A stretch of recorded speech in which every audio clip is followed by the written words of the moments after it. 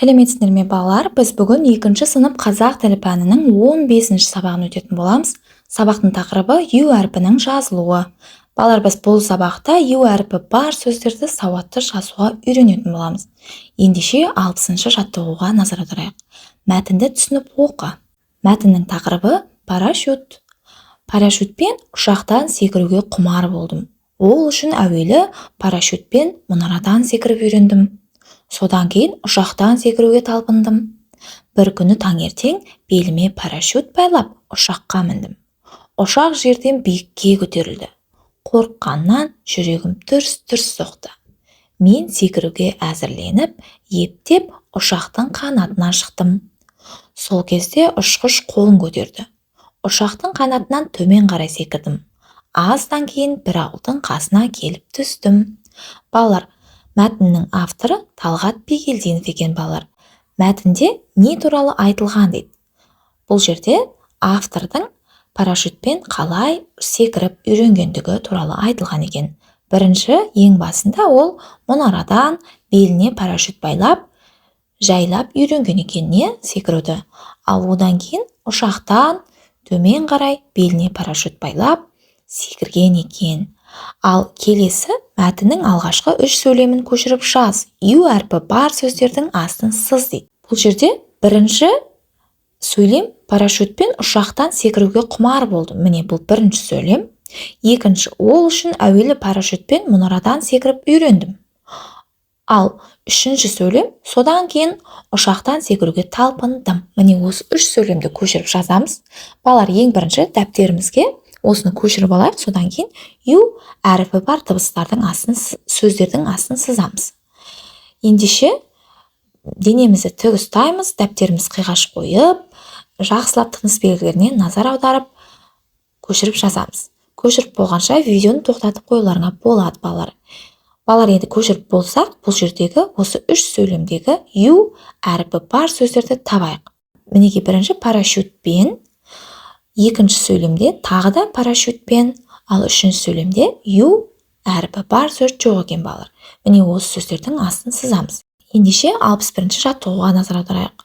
Суретке қарап, гимнастикалық жаттығу жасау кезінде не істеу керек екенін айт. Сөздегі көп нүктенің орнына и, у және ю әріптерінің тиістісін қойып көшіріп жаз дейді. Мінеки, шалқаю, еңкею, қисаю, жантаю. Мінеки балалар, осы 4 сөзге де біз ю деген әріпті қойдық. Бұл жаттығуларды қай сабақта үйрендің дейді балалар.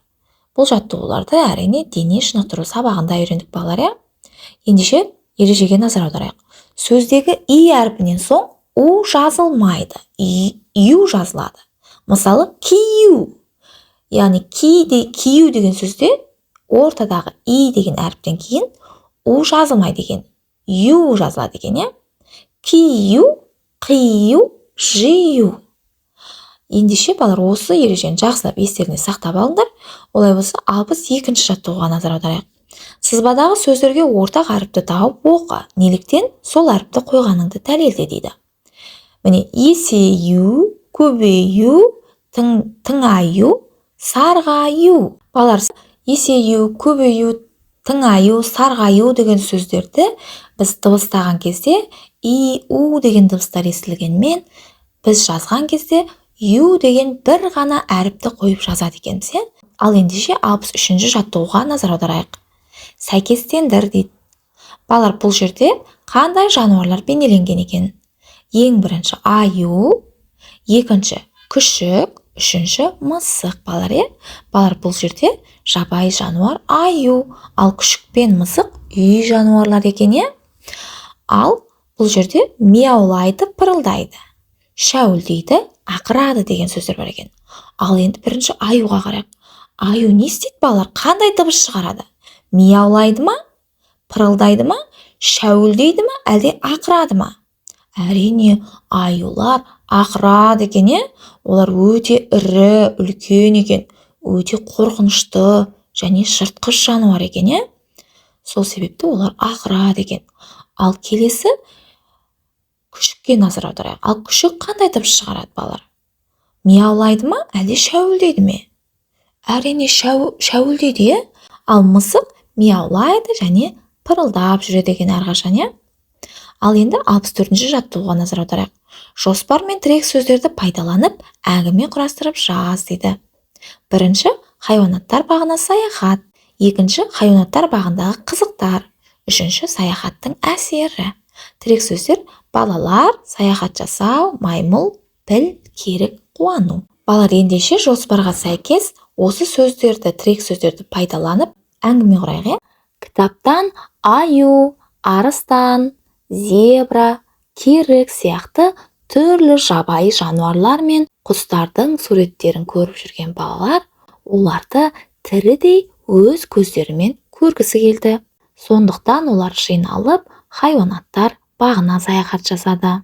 Хайуанаттар бағына кіре салысымен қоңыр түсті маймылға, алып жануар пілге, ұзын жануар керікке бірден көздер түсті. Піл балалар ойлағаннан да үлкен болып шықты.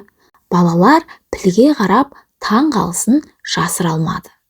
Одан кейін балалар ақырған аюды, су сиырды және де түрлі құстарды көрді. Балалар қауіпсіздік шараларын сақтай отырып, оларды тамақтандырды. Бұл әрекет балаларға ерекше қуаныш сыйлады.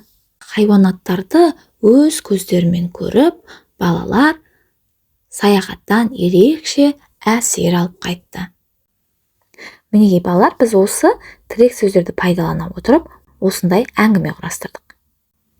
Балалар ендеше келесі 16-шы сабақта кездескенше. Арнаға тіркеліп, каналға, видеоға лайк басып қоюды ұмытпаңдар балалар.